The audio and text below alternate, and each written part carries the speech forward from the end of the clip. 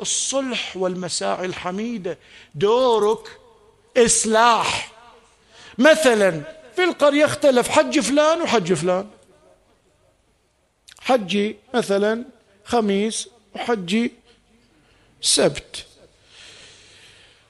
اثنين تهاوشوا، لأن ساعات نختار أسماء بعيدة، لأن ساعات يطلع صدق في القرية واحد اسمه حج فلان وواحد كأني أنا أدري. لا، أنا ما أدري، أنا ما استلمت لأن ساعات يقول أحد كلم ولا أحد كلمني ولا شيء، مثال جاء على لساني ولا فيها.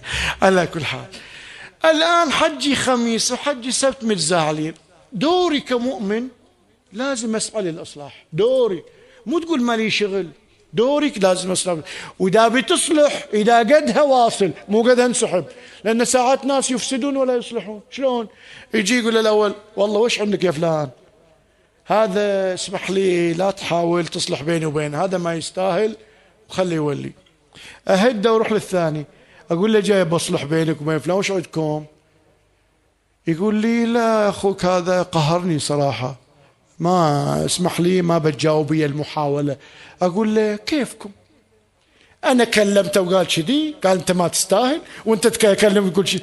وإيش سويت أنا زيت، كانوا بينهم شحنان مستوى 50، الحين أنا سويتها 90، لأن بدل ما أمارس إصلاح جيت وخربت. ما يتجاوبوا يا يسكت وامشي، ما انقل.